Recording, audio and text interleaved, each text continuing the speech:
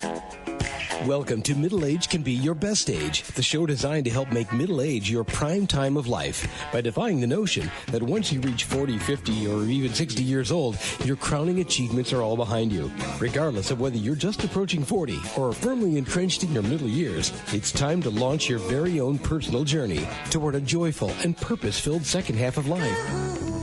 Each week, host Roy Richards, an expert on midlife renewal and author of A Midlife Challenge, Wake Up, will discuss the challenges common to middle age and help guide you to a brighter tomorrow. Now, here's Roy. Well, hello, everyone, and welcome to this week's edition of Middle Age Can Be Your Best Age. I trust you are well and thus far have avoided COVID-19. Heck, nobody wants to get sick, especially in the middle of a pandemic. But quite frankly, so many of us at middle age, myself included, don't think much about diet, exercise, adequate sleep, and other steps necessary to rev up our immune systems until news about potential consequences of not doing so reaches a fever pitch. And I think we could say it has in the recent months. And frequently for years, many of us have been exposing ourselves to life-threatening diseases that have nothing to do with COVID-19, catastrophes like stroke, heart attack, type 2 diabetes, cancer, kidney malfunction, even dementia.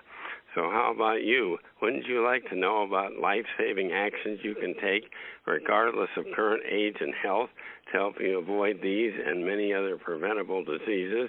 Also learn about essential wellness screens and when you take them, what your own health numbers reveal. And my next guest, health and nutrition guru Angela Andalcio-Holtz, is here to answer these questions and to discuss life-saving diet and lifestyle changes that can raise your immunity not just against coronavirus, but against other deadly diseases as well. Better yet, these same lifestyle habits will nurture your brain and body and will have a major positive impact on your quality of life. And before I introduce her, here are Angela Andalcio-Holtz's bio. She's a widely respected clinical medical technologist and a health coach. She born and grew up in the Caribbean island of Trinidad, surrounded by a wonderful variety of fresh, whole foods that she included in her meals and snacks, including fresh fruit from her backyard. And she switched her lifestyle quite a bit because she now lives in a suburb of Chicago where the winters aren't quite so mild. And as she advanced her studies and research, she became convinced that sound nutrition, along with other factors, is essential to avoid disease and attain optimal health. And she's author of the acclaimed 2019 book, Beyond Your Numbers, Connect the Pieces to a Path of Amazing Health. And hello, Angela. Great to have you here in our program, especially now when so many are focused on COVID-19 and on health in general. Hi, Roy. I'm delighted to be here. I'm happy that you're well, and we're both doing well also. Hope the listeners are also. Yeah, well, let's begin with the bad news. Let's say you're in your late 40s or early 50s, work at a sedentary office job, currently pursue an unhealthy diet, are 25 pounds or more overweight, and your only exercise is the daily walk from the company parking lot into your office. Is it too late for you? Are you destined for early onset of disease, and perhaps including a premature death, or is there still hope for better health? Well, there's definitely hope for better health. We have been given a body by our Maker that is so resilient and filled with something called the immune system that fights off a lot of diseases. There's hope. Just a few things that people need to become aware of, and they can get themselves back on that path to regaining a healthy body. Well, in your book, Beyond Your Numbers, you tell us that attaining and maintaining a healthy status can be compared to connecting the pieces of a jigsaw puzzle. Will you please identify for us the four major aspects of our lives that need to be addressed to form an umbrella of protection, as you call it? Sure, and I use that symbolic umbrella just to make it known that just as how we protect ourselves from the elements with an umbrella, so too with these 4 pieces that I discovered through research can make a difference in our lives. And it begins with nutrition. Watching what we eat and learning from the scientists what we need to supply our bodies with can make a difference. Yeah. So nutrition is one, it's one item. And then we have exercise. Exercise is vital. I cannot emphasize how vital exercise is. And many people who may not be engaged in daily activities that allow them to be moderately active, sweating at least once a day, doing something, dancing or running or something like that, they're missing out on quite a few things that their body is yearning for. Well, so it's nutrition, it's exercise. I don't feel that good. Pardon me? I said I second that heartily, because when I go for a jog, I feel much better the rest of the day than when I don't. Definitely. It makes a whole lot of difference.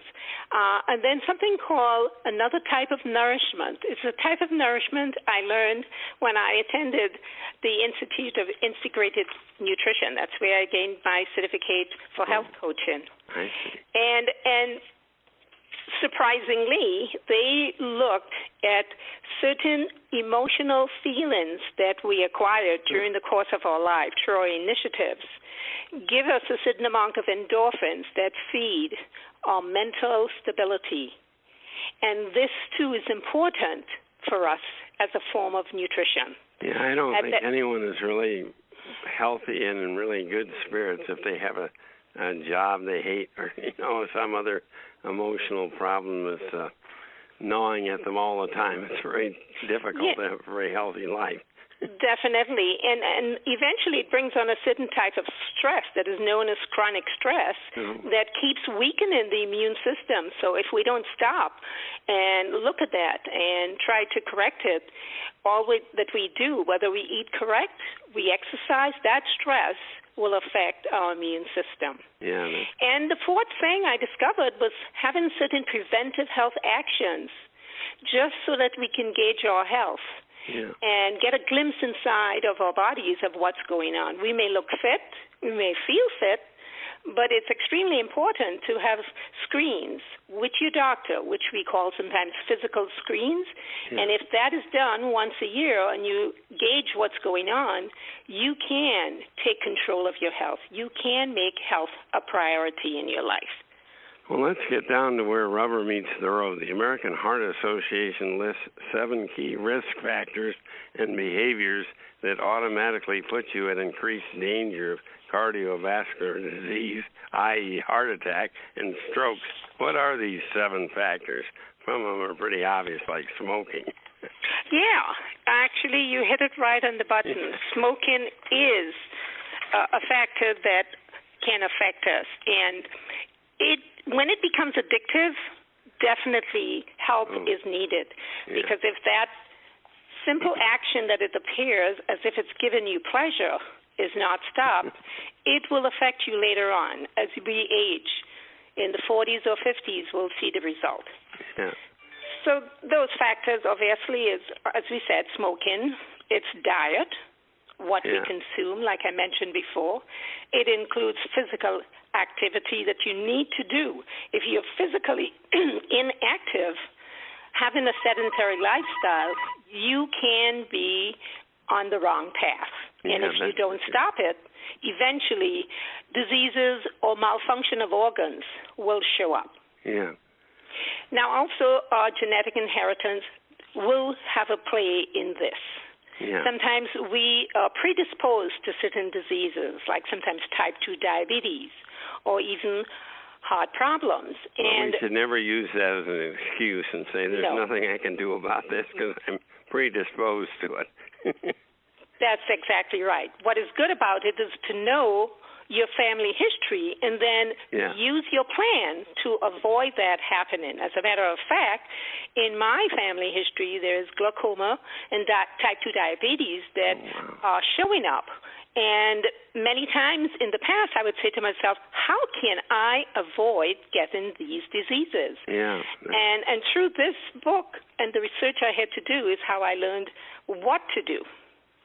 Yeah, you also mentioned... Age is also a factor that can affect us, because as we get older, we tend to see the immune system diminishing in its strength.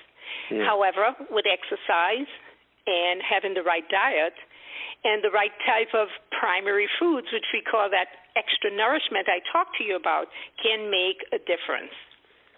You know, one of my favorite chapters in your book is Know Your Numbers, Chapter 2, where you go over the meaning and significance of a number of measures, lab tests that frequently show up on our wellness screening. And these screens list your reading next to a range of readings and what they mean. Usually I shake my head, although some of them are pretty obvious. Perhaps the most common reading, of course, is blood pressure, that consists of two numbers, an upper over a lower, like 120 over 80, and not getting into the technicalities of the systolic and diastolic blood pressure. What is it? I think the ideal, according to the CDC, is 120 over 80 and below. What is those ranges I actually had taken from the life extension research that I had used for this book. It might be slightly different with other scientific places and clinical places, but this was their ideal, that they mentioned that it should be no higher than the 120 over 180 to be an ideal blood pressure. Now, many times it may go up. It said that every 20 over 10 points that you're over those optimals, like doubles your risk of heart attack. Yes. And, you know, it may seem as a tough goal for some people to get to, but with the simple change in lifestyle habits, you can get there. Yeah. Well, here's another common set of measurement on health screens, the body mass index, or BMI. I know BMI is designed to assess how much fat is in your body, muscle to fat ratio, and I won't ask to go into details, but your book includes a mathematical formula that readers can use to determine whether they are obese, overweight, normal, or underweight. What are some of the most likely medical consequences of a measurement over 30 or obese? Well, there's a tendency, and it all depends on your age and exactly what you have in as part of your diet. Diet still comes into play. Activity still comes into play. However, there are times when you would notice that the waist area, that midriff area, seems to be the bulging problem. I know well about that because I experience that all the time. In spite of all the exercise, it may decrease, and then a few weeks or a few months later, it bulges again. But the important thing about that, why they emphasize to have that BMI range of below 30, is because of heart problems that can come about. The fact that we have around our waist tend to release certain inflammation chemicals. And the higher the fat content, especially around that area, the tummy area, is what seems to cause the inflammation. Well, as an aside, here's how I used the BMI formula contained in your book. House Speaker Nancy Pelosi recently referred to President Trump as morbidly obese. And so, based upon available figures from the president's most recent health exam, he stands 6'3" and weighs 243, and his BMI calculates to 30.3, just barely over the minimum 30.0 reading for obese. So I don't think that indicates President Trump is morbidly obese, but for optimal health, he does need to lose a few pounds. Well, you know what? By the time this pandemic is over for President Trump, he probably would have lost those little extra pounds. Probably so. Well, one other common reading is the lipid profile, or LDL. What is low-density lipoprotein, and what is LDL test designed to indicate? So the high-density liver cholesterol. Is that what you're referring to? Yeah, the lipid profile? Low-density lipoprotein or bad cholesterol. Right. So many people probably have heard of it being said, did you have bad cholesterol? Yeah. And that one is referred to as the LDL. Yeah. And studies have shown that elevated levels of this LDL tend to become oxidized easily. And that oxidation creates something like a plaque, and that plaque tends to stick to the arteries of the wall. The better lipid protein is the HDL cholesterol. So when blood tests are done, you would like to see a high HDL level versus a high LDL level. The LDL level should be low. Your HDL level should be high, and that is referred to as the good cholesterol. How do we get the HDL up and the LDL down? Yeah, well, again, it goes back to the foods that we are eating. Yeah. And this is where many people, once they see the correlation between the food and the good cholesterol, the bad cholesterol, they also, with exercise, the more exercise we do, it tends to raise that level of HDL cholesterol, which is the good cholesterol. So once we get the concept, these 4 concepts or 4 pieces that I talk about in my book, it becomes easy for everyone to understand and to follow. Oh, that's great. Well, we don't have time to go into all of them, but Angela's book contains a whole bunch of other wellness test screens and how to interpret them. It's really useful for a lay person like me that doesn't understand, all these readings that show up on tests. But let's turn to nutrition, the foods we eat, and seeking optimal food consumption. What should be your goal? So the goal is actually to find your unique balance, because genetically, again, we go back to our genes, we might be predisposed to certain types of diseases. Yeah, everybody's balance is different from everyone else, I know you point out. Right. So let me just give you an example. Because when I found out that the type 2 diabetes run in my family on my maternal side, I started to find out what foods I needed to stick with in order not to fall into that pre-diabetic type of situation. Yeah. I decided to even stick on a regular exercise type of workout that has been working for me. And because of that, it has helped tremendously. Yeah, I know you said, and this is so important, you develop long-term healthy eating habits, not crash diets, so you don't have to feel guilty when you deviate occasionally, which is, as you point out, is normal. Right. So what I'm trying to say is once we understand the concept again, if you can buy the foods, whole foods, and cook for yourself, you have better control of what you're putting there. You have better control of how much you want to eat also, because there's a tendency when you go out and eat, you're served quite a large plate. And if you're not one to separate and say, okay, this is too much for me, this is too much for me, then you tend to eat everything that's on your plate. I'm thinking one restaurant where we go frequently where I divide the meal up into about 3 portions, and I eat them the night after we go out and the next day. One supposed portion. Yes. So actually the best thing for the body is to get as much fiber as we can from whole fresh foods. Yeah. Lots of fruits and vegetables. The American Institute of Cancer Research advocates at least 4 to 5 fruits each day. I wonder how many of us are actually getting 4 to 5 fruits a day. Well, when shopping for groceries, what label do you recommend we begin to read prior to purchasing and serving the product? I know you even have some illustrations in your book. So with the labels that we see in foods, there are 2 sides to it. You have a side that would give you the ingredients, and then there's another side that actually give you the nutrition facts. Yeah. So the first thing you want to look at is the very top of that label that shows how many calories per serving you are going to be getting. And then the serving is like 2 crackers, and you tend to eat 20 of them. What's that? I said a lot of these products the serving is suggested like 2 or 3 crackers, and you tend to start munching and eat about 10 of them. Yes, exactly. But you know how you can avoid that is once you sit down to eat the crackers. Nothing is wrong with eating the crackers. Yeah. What you want to do is add something nutritious to the crackers. So say, for example, you have a salsa or you have an avocado dip or you have a hummus dip.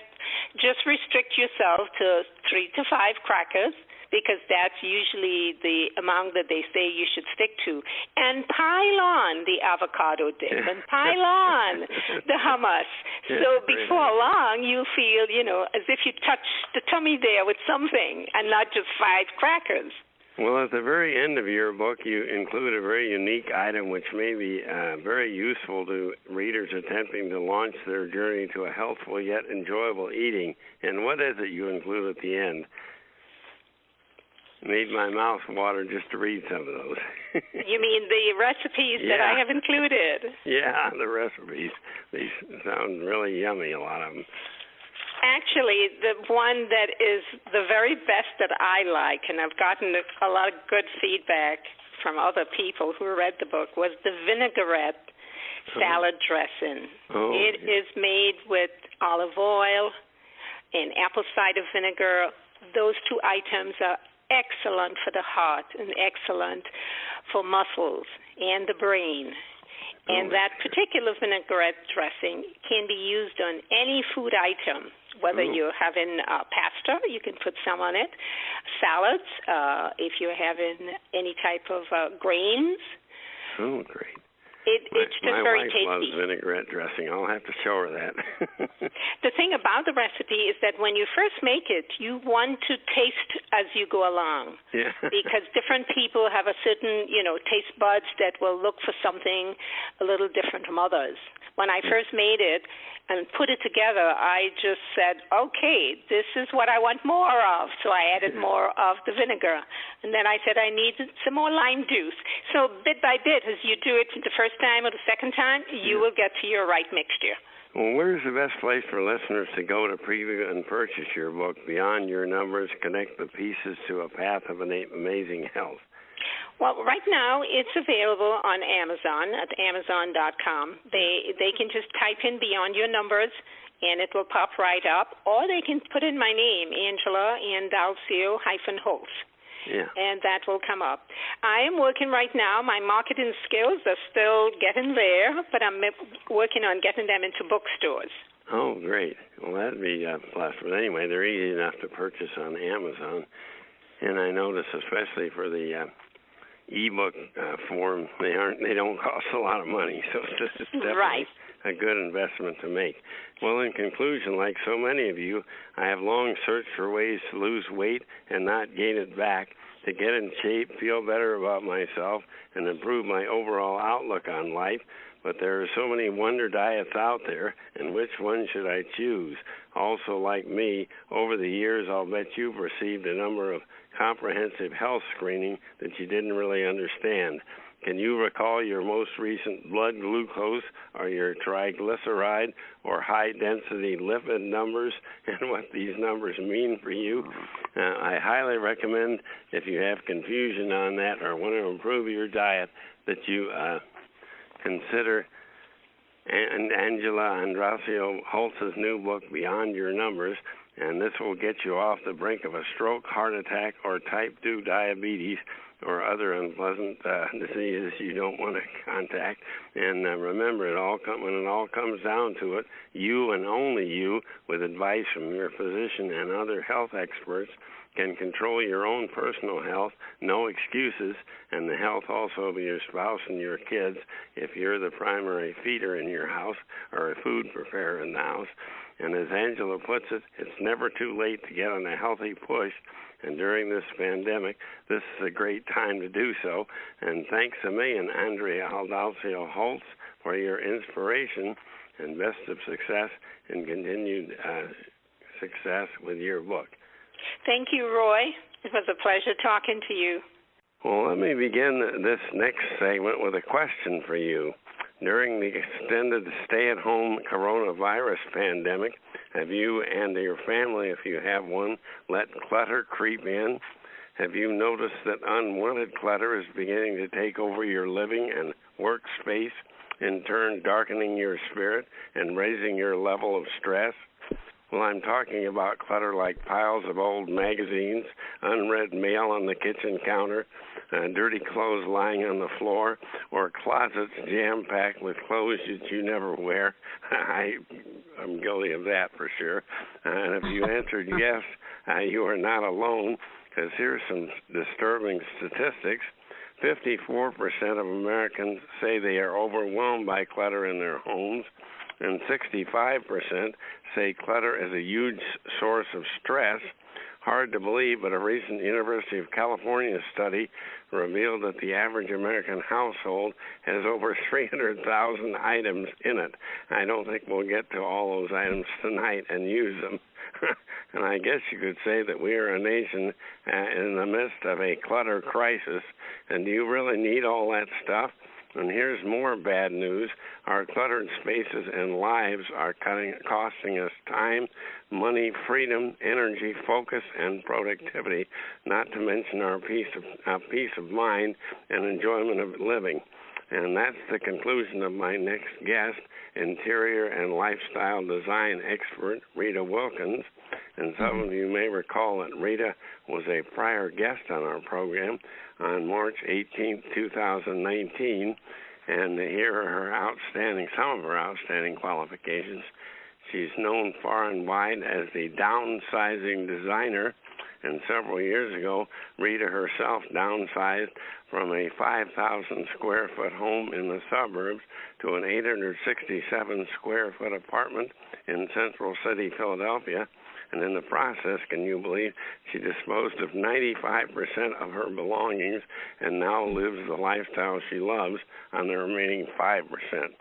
And as a national speaker and interior design and lifestyle coach for 35 years, she's helped inspire the lives of thousands throughout the U.S., and she's author of a #1 Amazon best-selling book, Downsize Your Life, Upgrade Your Lifestyle, Secrets to More Time, Money, and Freedom.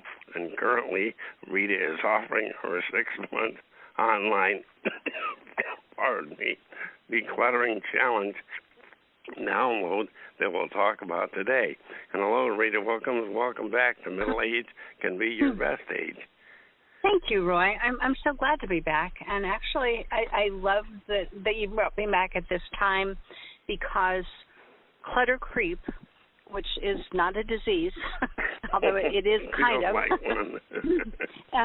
Clutter creep is creeping into our homes, now that we are having to spend more time at home, and for me, maybe it was a little selfish, I created this 6-week decluttering challenge, maybe selfishly, because I live in a tiny apartment. I downsized to 867 square foot apartment. And I'm a really very neat person. But I started to discover I left the mail on the counter, or, the piles of books piling up next to my favorite chair. And I said, oh, my goodness, this could get really bad if I let it. And so I just kind of reined it back in and created this program that I hope is really helpful to people. I'm getting a lot of good feedback, because more and more people are experiencing you're spending more time at home, with kids and spouses and so forth. And if it gets out of hand, it impacts the quality of your life. Yeah, that's a startling revelation that you have. You tell us that clutter in one's living space so often goes along with emotional clutter. And what, in fact, do you mean by the term emotional clutter? Well, when you think about it, we probably all, and I don't have a basement anymore, but when I used to have a basement, I had many boxes sitting in my basement. But I had no idea what those boxes were, because, it was just year after year after year. I'd go downstairs and I'd see them, and then, but when you think about it, if you open that box, look in it, deal with it, meaning, get rid of some of it, keep some of it, whatever, it frees up your mind space. But another way that clutter impacts our emotional state is, if you think about walking into your home, and let's say you walk in through the garage and you go into your mudroom, and immediately you see jackets on the floor, boots on the floor, balls on the floor. Then you go into your kitchen, and your kitchen counter has so much stuff on it from yesterday and the day before and the week before. All right, what does that do to your brain? It really takes up space. That impacts how effective you can be or how happy you are. I know when I'm sitting there and I see clutter, it stresses the heck out of me. I've got to clean this up, or we've got to do something to get rid of it. And then when you start attacking it, you don't want to throw out anything. And then there's always the spousal refusal to get rid of things. Well, we do get attached to our stuff. And I just met with someone this morning, a person who's been in their home for 40 years. Yeah. And they're getting older, and they're attached to everything. So this photo means that, this vase means that. But once you decide that I have to get rid of this and declutter, I work with people to help them get rid of that emotional attachment to stuff. So for me, one experience that I had when I was decluttering and downsizing, I ran into a number of things that, number one, they made me cry because I thought, I can't get rid of this. Yeah. And one was our father's alarm clock, which was one of those old $1.99 Timex clocks. Yeah. And I remember crying when I said, I can't get rid of that. But then I realized that it wasn't the clock itself. It was the memory of our dad winding it. And it's so true. Your father has no use for it anymore. It's really not doing you that much good. Sitting there. Yeah. Well, you confess you once owned 11 closets and 9 rolling racks filled with clothes of different sizes. Please describe your ultimate wake-up call. What caused you to realize that buying and retaining all your stuff, in fact, didn't make you happier? It just made you more anxious and overwhelmed. I love that story about visiting your son and what you discovered. In Senegal, yeah. So it is embarrassing on one level to say that I once had 11 closets and 9 rolling racks. But on the other hand, it serves the purpose of having other people wake up to say, oh, my God, I've got so many clothes, so many shoes, so many whatever. Then that's why I tell my story, because it's like going to confession. But my wake-up call came, and it was, I was very lucky that I actually had a wake-up call in my life. I went to Senegal to visit my son who was serving in the Peace Corps. Yeah. This was now 9 years ago. Oh. And I stayed in his tiny hut, and for 1 month I experienced people who had nothing, but they were happy. Yeah, isn't that wonderful? Oh, my goodness. I got back on that plane, and it was like I was hit over the head with something, but I wasn't quite clear what it was. But when I got home, and I owned a 5,000-square-foot home, and it was beautiful. I mean, I had a lot of designer stuff over a lot of years. Yeah. But I remember walking room to room to room, and it was almost like the lights went out for me because I looked at those beautiful things now as objects that didn't mean a thing to me. And so I felt very fortunate in some way because that was my wake-up call. My lights did go out. Those things didn't mean anything to me anymore. And so it took me a little while to discern that it wasn't stuff that made me happy. It was people. Yeah. And so that was when I decided to downsize from 5,000 to 867. And I gave away 95% of my stuff to people who needed it or wanted it. And frankly, I have never been happier. Because now I do have more time, money, and freedom to do the things I really want to do, which is talk to people like you and tell my story. Well, from your book, which, when we talked last time, it had just come out. Now it's been an Amazon bestseller, Downsize Your Life, Upgrade Your Lifestyle. You talk about how the prospect of downsizing is scary, but every one of us wants to begin living a joyful, purposeful life. And in your book, you describe 5 things that are preventing us from living the life we really want. And could you tell us what those 5 barriers to change are? So, excuse me. number one, stuff gets in our way. Yeah. So when we have to go buy stuff, then buy more stuff, and think that's going to make us happy, that really doesn't. Yeah. And so once you can discern it's not stuff that makes me happy, once you can discern what makes you happy and what doesn't. And there's those self-limiting beliefs you mentioned that I'm not good enough to do this. Well, yeah. So self-limiting beliefs, when you think about it, we all have had something happen to us in our childhood or youth or whatever, that we told ourselves something that we came to believe, that we're not good enough, we're not smart enough. And those limiting beliefs stop us from moving forward and having real happiness. Now, it's not to say those are going to go away. Yeah. But when you develop a muscle around saying, of course I'm smart enough, of course I'm good enough. Yeah. I think of a whack-a-mole, those whack-a-moles you used to see at the circus, and you smack it down with a rubber hammer. So every time I hear myself say, I'm not smart enough, I smack it back down. And that makes me smile, and then I stop saying that. Well, could you just offer a few of the 10 steps you describe in your book to begin living the life you love? I thought those were excellent. Like trying something new each day. You had a whole list of those. Yeah, actually we have many, and there's a lot more on our website as well. Yeah. So when you downsize your life, meaning, you get rid of physical clutter, you get rid of mental clutter, and in my case, I also downsized my physical space, so I moved to a smaller apartment. What I discovered is I now had more freedom to do what I want to do. So then you can upgrade your lifestyle. So then you start to say, well, what makes me happy? So for me, doing something different every single day. Sometimes it's just taking a different road to work, or, calling a friend that I haven't talked to in a long time, or making a new kind of dinner I've never made before. Yeah. Whatever it is that makes you happy, doing something new every day. Another thing is I call it living on the skinny branches. So we all have comfort zones.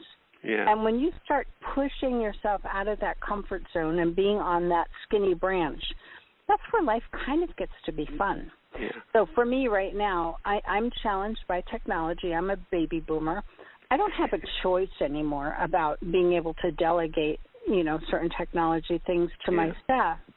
So I actually have a mind shift about, wow, this is kind of fun. I've never done this before. I just created a keynote speech on a video, and then I uploaded the video. And I have never done this in my life. I would have previously depended on someone else to help me with it. But I said, no, I'm going to learn it by myself. Well, I love a couple of the suggestions. Give back. I think that's so important to really begin living the life you love. You've got to involve someone else and be concerned with helping someone else's lives, because if you're just concerned about yourself, you're really not going to be happy for long. And the other one, live in the moment. So many of us are so worried about tomorrow or what's going to happen next week that we ignore where we are right now and all the opportunities we have right now. So I like those too. Well, thank you. It's funny, Roy, when you say that, and COVID has certainly changed all of our lives. Yeah. So those two upgrades to your life, when you think about all the good things people are doing, making masks or, delivering free food, those are some of the give back things that we can do.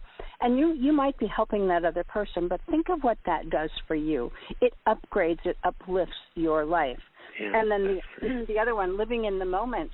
So how many people are now discovering their families in a whole new way, sitting at the kitchen table, making dinners together, playing board games, doing puzzles. Yeah. That's living in the moment. And the best place to preview and purchase your book, Downsize Your Life, Upgrade Your Lifestyle, is that Amazon? Is that where folks should go? Yep, they just go to Amazon, and it's Downsize Your Life, Upgrade Your Lifestyle, and it's Rita Wilkins, Wilkins. Yeah. Well, I'd like to spend the rest of the interview talking about an exciting download you offer, the 6-week Decluttering Challenge, How to Win the Duel Over Clutter and Get Your Life Back. I love that title. And, if you sign up for this 6-week course, how do you receive it? It's all delivered online. So nice. Once a week, you receive a new challenge. Oh, that's great. And there's work to be done. So you don't get out of this by someone doing it for you. You do the work yourself. But we dig a little bit deeper each week to touch on a lot of what we've just talked about right now. So when you get rid of clutter in your life, and when you disrupt, the old way of thinking about it, you start to discover a new freedom and happiness, and also just peace of mind. Yeah, and that's priceless, right? Yeah. Well, I understand you currently are offering the 6-week Decluttering Challenge at a very low introductory price. And tell our listeners how they can order your book. Okay. So in terms of the 6-week challenge, it's called the 6-week Decluttering Challenge. They can go to my website, Rita Wilkins, WILKINS.com, and they can just click on there and they can order it. And right now we do have it for an introductory price of $20. And if you do say that you are from Roy's show, if it's after, next week when it expires, we will be glad to offer the $20 price. It will be going up to $30 after that. Yeah.